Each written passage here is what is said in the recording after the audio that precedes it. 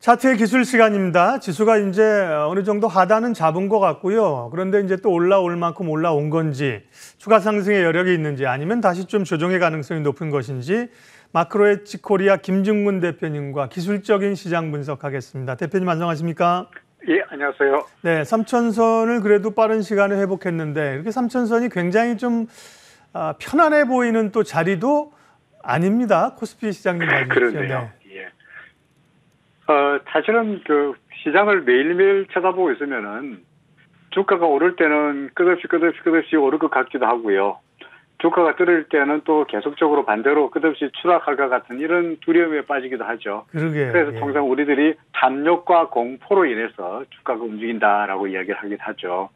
근데 사실은 차트라는 게 또는 주가라는 게 끝없이 올라가지도 않고 끝없이 떨어지지도 않고 항상 상승 하락을 반복하면서 주가가 움직이기 마련이죠. 이걸 정리한 게 일목요연표고 이것을 제대로 체계적으로 정리한 게 엘리어트 파동이다 이렇게 설명할 수 있겠는데, 오늘 경우에는 장중에 약간 마이너스로 밀렸다가 지수가 다시 플러스권으로 돌아서고 있긴 합니다만은 여는 그동안의 상승폭이 상당히 너무 2901부터 시작해서 반등폭이 나름대로 너무 좀 컸으니까, 그래도 역시 상승에 따르는 조정, 2901부터 3050까지의 상승에 따르는 약간의 조정이 또 있어야 그야말로 안정적인 또는 긍정적인 견조한 상승세가 이어지지 않겠나라고 생각합니다. 그러니까 말씀드렸듯이 상승 다음에는 조정이 따르게 되어 있고 하락 다음에는 반등이 따르게 되어 있다는 논리를 생각해 본다면, 오늘은 약간 반등하고 있긴 합니다만은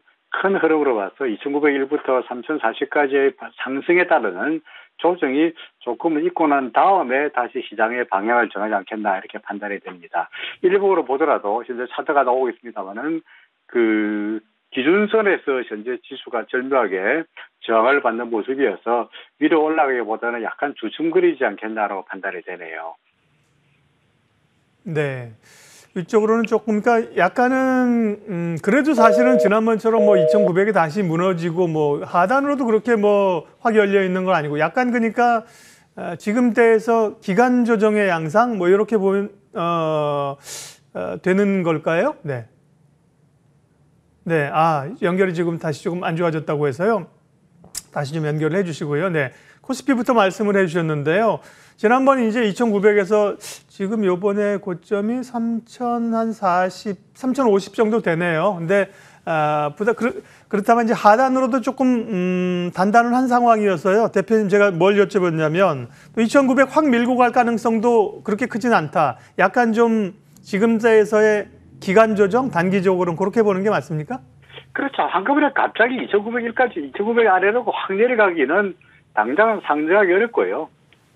지금으로서는 역시 상승한 다음에 조정 정도로 예상이 되고 있는데, 만약에 항상 떨어지고 반등하고 떨어지고 반등하고 이렇게 됩니다만은, 예를 들어서 다시 떨어졌다가 다시 재반등할 때 지금 나타나고 있는 기준선을 넘어서지 못한다거나 또는 전고점이었던 3040을 넘어서지 못한다면 결국은 방향은 다시 아래쪽으로 잡아지지 않겠나 싶습니다. 네.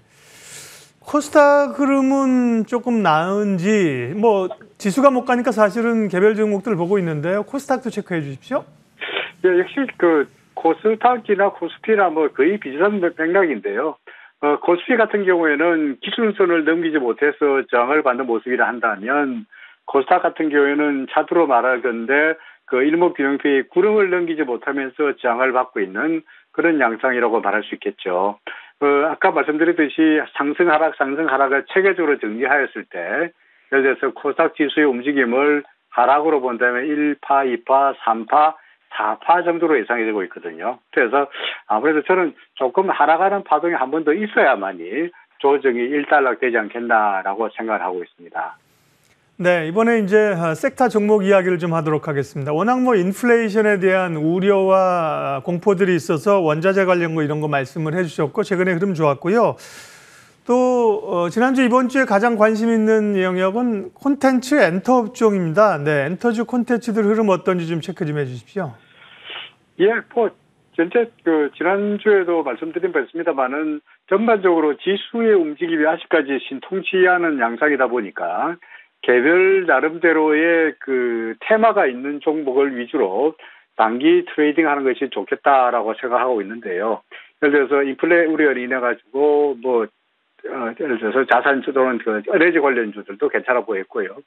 여전히 지난주나 지금이나 소위 오징어 게임으로 촉발되었던 그 K 콘텐츠에 대한 기대감이 현재 실적에 대한 기대감 또는 향후 발전성에 대한 기대감으로 이어지면서 예를 들어서 하이브라든지 에이스토리라든지 또는 이런 그 스튜디오 드래곤이라든지 스튜디오 산타크로스라든지 이런 소위 콘텐츠 제작업체 또는 JYP라든지 또는 SM이라든지 다른 이런 소위 전반적으로 엔터테인먼트 관련주에 대한 폭넓게 상승세가 현재 확산되고 있는 이런 양상이라고 보여집니다. 항상 주가가 오를 때 우리가 고민하는 것이 주가가 너무 많이 올랐는데 지금이라도 들어가면 될까라고 하는 것이 항상 고민이긴 합니다만은 사실은 솔직히 바닥은 아무도 알 수 없는 것처럼 꼭지도 아무도 알 수 없는 노릇이죠.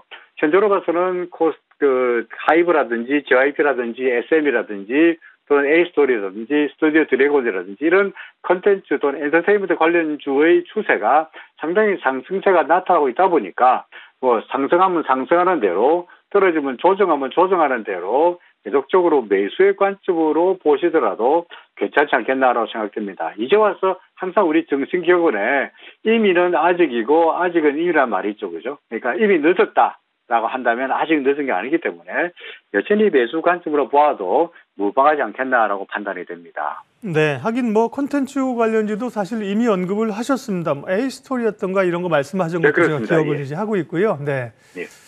자, 이제 연말로 가면서 또 시장은 제한적이다. 배당주에 대한 관심도 좀 높아지는데요. 대표님 보시기에는 이제 지금 시점에서 올해 이제 배당주로 꼽을 만한 건 어떤 게 있고 흐름들 어떤지 좀 옥석 가리기 좀 해주십시오. 예.